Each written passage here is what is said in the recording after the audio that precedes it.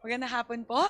As you can see, we already have 7 conferees on the part of the House. 7 na po kami mula po sa panig ng Kamara. 8 na ba? 8 na kami? O, 8 na po kami. 8 sa 11 na mga kinatawa na parte po ng BICAM sa parte ng Kongreso ay nandito na po sa PICC. Handa po kami na ituloy itong Bicameral Conference Committee proceedings. Yun po sana yung kagustuhan namin ngayon. Dahil meron po kasi tayong timeline na gusto pong sundin. Sana po, nakita nyo naman po, in-adjust po yung kalendaryo ng sesyon na dapat sa December 22 ay ma-ratify na sa parehong chamber, sa pareho pong kapulungan, yun pong ating BICAM report. Kaya yun po yung hinahabol natin. Kaya ito po sana yung kagustuhan natin na magpatuloy yung mga usapan patungkol po sa lahat ng mga items sa budget. Marami pa pong mga ahensya na tatalakayin. Kaya po bawat araw po talaga ay mahalaga para po matapos natin yung budget sa tamang oras. Kaya yun po, as you can see, ako po at 7 sa mga miyembro ng Bicameral Conferees ng Kongreso ay nandito na po sa PICC. Ano pa yung usapang deadlock, ma'am? Ano po ba yun? Actually po, yun po talaga yung salita na gusto ko talaga sanang iwasan. I would not characterize this as a deadlock. Mismong si Senator Win Gatchalian na po yung nagsabi na ito po kasi ay may ongoing discussions lang. May mga bagay lang po sana na gusto nating isangguni sa DPWH kay Secretary Vince dahil kahapon naman po nakita natin, pare-pareho po yung palagay ng Kongreso, ng Senado at ng DPWH, lahat po kami we recognize that there are overpriced items as initially estimated by the DPWH. At lahat din po, meron din pong paninindigan na gusto natin natanggalin yung overpriced na bahagi na nakapaloob doon sa mga estimates ng mga proyekto. So, doon po gusto kong klaruhin, malinaw po yun. Aligned po ang lahat na gusto nating tanggalin yung overpriced na parte noong mga estimates sa mga project sa DPWH. Ngayon po, ang tanong kasi, what is the best way forward? What is the best way to go about this? Nandun po siguro tayo sa application. Binanggit po ni Secretary Vince kahapon na isa sa mga pinakamalalaking posibilidad ay maging unimplementable po yung project. Ibig sabihin po, imbis na pakipnabangan na po na ating mga kababayan, ang mangyayari po, hindi po mai-implement yung project. So, siguro po, quinantify naman po natin kahapon, 9,900 projects affected with a total amount of 406 billion pesos. And the estimate that I gave yesterday, if we assume that 25% of these projects will become unimplementable, that's already 101 billion pesos wasted that would have been implemented in the right way. So ano po yung impact nun? That would have implications in terms of multiplier effects po eh. Magkakaroon po na epekto una sa ekonomiya. Kailangan po natin na infrastructure spending ngayon para po ma-accelerate po yung growth natin sa GDP. Pangalawa po, yung impact po sa trabaho. Nakita naman po natin anong nangyari nung tinigil yung mga proyekto, marami pong mga nawalan ng trabaho. At pangatlo po, yung impact sa mga komunidad. So, I wouldn't characterize it as a gridlock. We just want to figure out the best way forward. And we are actually coordinating with DPWH and SecVince to figure out how best to do this. Actually po, binanggit naman po, di ba po sabi na rinelay po sa akin ni Senator Win yon. And in response, I also messaged him that upon conferring with the House leadership and the members of the Bicameral Conference Committee, all of us are here, we all believe that we should continue the discussions. We can do the consultations with Secretary Vince and DPWH while we're proceeding with the BICAM. So I've also relayed the same to Senator Win, that the disposition of the House leadership and the Bicameral Conference Committee conferees would be to proceed with the BICAM today. So dapat kasama po kayo sa discussion para himayin kung ano yung Opo, kasi para po sa akin, mas maganda po na magkakasama po kami lahat ngayong araw. Yun nga po sana yung intensyon namin. Nakita niyo naman po kahapon na may back and forth naman po kahit po nakasuspend kami. Tuloy-tuloy po yung mga usapan namin. So mas maganda po sana kung lahat kami nasa iisang lugar para po talakayin po yung mga katanungan, yung mga haka-haka natin, mga ano ba mga pag-aalinlangan. So yun po siguro yung aming posisyon. Nakita niyo po, 8 na po kami. 8 lang ba? Siyam na po kami. Siyam po sa 11 na BICAM conferees po ay nandito na. Kaya yun po, sa amin po talaga, we are cognizant of we want the budget to be passed on time based on the timeline that we've laid out. So, yun po. Kaya nandito po kami ngayong araw. Ma'am, just to clarify lang, what was relayed to you by the Senate contingent? Ano po bang gagawin? Postpone, tas mag-meeting ba kayo pag-usap o sila lang? Ano po ba? What was relayed to me was the decision already that it will be that the Senate wants to postpone it. Yun po. And then, Na yun nga po sinabi po na they will consult or they want to consult again with DPWH with Secretary Vince to clarify the matters discussed yesterday. So yun lang po yung and you want to be sinabi. part of that? Ako po, I wanted it to be a conversation amongst the Senate contingent, the House contingent, and DPWH sana. So, ito sana yung proper forum eh. Nandito na sana kami lahat ngayong araw eh. Kaya, ang ganda na sana, di ba? Lahat nandito na po kami. Bakit daw po Senate lang ang i-meeting? Actually po, hindi naman po na Senate lang imi-meeting ng DPWH. Sila po yung may kagustuhan na tanungin ulit, sumangguni ulit sa DPWH.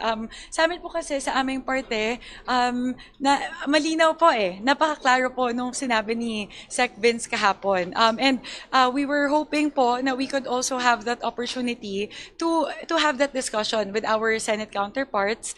Gusto po kasi namin maintindihan ano yung kanilang main concern. Kasi po, mas maganda po na matalakay namin yon.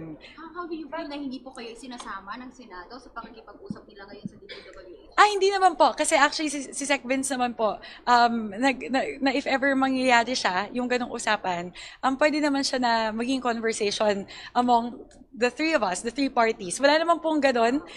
Gusto ko lang po linawin, wala pong attempts yung Senado na kausapin ang DPWH nang wala po kami sa usapan. More of, Sen. Win just expressed that they would still want to have further consultations with DPWH. But that doesn't preclude us from being part of the conversation. Parang Well, feel, kumbaga, slighted.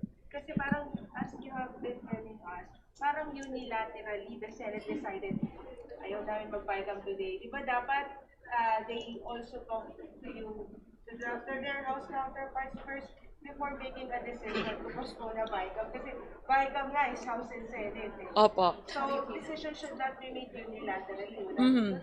Yes. You know how I've been doing things since I took leadership of the Appropriations Committee. As much as possible, I want to go the diplomatic route. And yun din po yung gusto ng ating contingent na gusto po natin diplomatic route. So I don't want to say na I feel slighted. I just want to once again, express to our Senate counterparts that we are here. Our disposition is to move forward with the conversations. Yun lang po. Ideally, it would have been something that would have been a collective decision, a mutual decision on the part of each leadership. Sana po on the part of the Senate President, the Majority Leader, and the Minority Leader, and of the Chairperson of Finance on one side. Tapos sa amin po, Speaker Majo Maino, and myself on the part of the House. So ideally, sana po naging mutual decision siya. But as with any as Sen. Win said earlier, as with any negotiations, when there are disagreements, meron po talagang mga ganitong sitwasyon. But again, I don't want to say that we feel slighted. We're very much still open to conversing with them to figure out the best way forward. Tingin po na po sa schedule dyan sa pakikipag-meeting. No schedule as of now po. For us po, kasi po technically speaking, if you look at it procedurally, the House, all matters pertaining to appropriations and revenue measures would emanate from the House. So technically speaking po, it would fall on the technical team of the House na tapusin to make sure the BICAM report and the enrolled bill will all be ready by December 22. So ako po, personally, and this is what I've been relaying to Senator Win again and again, that Sen Win every single day is crucial for our technical teams to be able to finish the bill. So yun po siguro yung problema ko. It's really from a practical perspective na kailangan po namin ng oras para tapusin at most especially puliduhin talaga. Make sure it's reviewed, all the items are cleared, di ba po, and verified.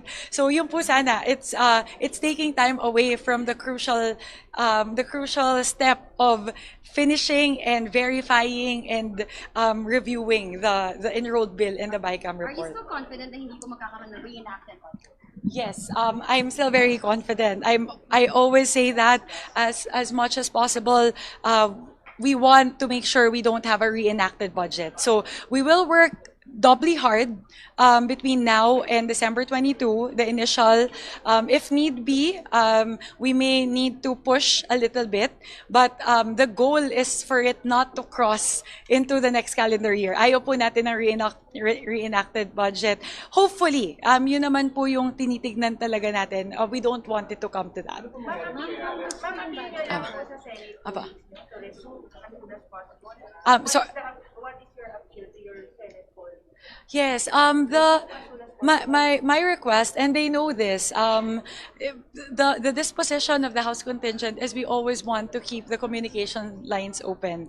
We're solutions oriented. We want to find solutions to whatever areas of concerns or disagreements there are. So if we're able to resume the BICAM proceedings as soon as possible, that would be best. That would be the ideal case. And yun po siguro i-appeal ako sa kanila. Stay kayo? Yes, we will stay. The House contingent will stay here. Until what time? Maybe for another hour.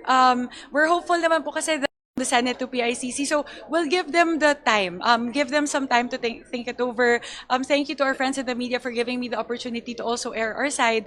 Para po at least malaman din po nila kung ano yung disposition. Sorry, I'm just asking, how much po ba yung gusto ibalik ng DPWH doon sa mga sinasabi nila? It's 45 billion or 54 billion? I don't want to use the term ibalik. It's really more a matter of figuring out kailan siya i-consider as savings. So, ulitin ko po, I will echo what Sec Bin said yesterday, wala pong ibabalik in that sense. Kasi po, either ngayon siya ikakaltas or later on during the implementation. Ang benefit po nung during the implementation stage, wala pong magiging unimplementable. Kasi on a per project basis po, yung savings na atin pong kukuhanin. So, lilinawin ko po, wala pong ibabalik. Ang pinag-uusapan po ay yung sinabi ko po kanina na 9,900 projects na kasalukuyan po na linagyan ng CMPD cuts.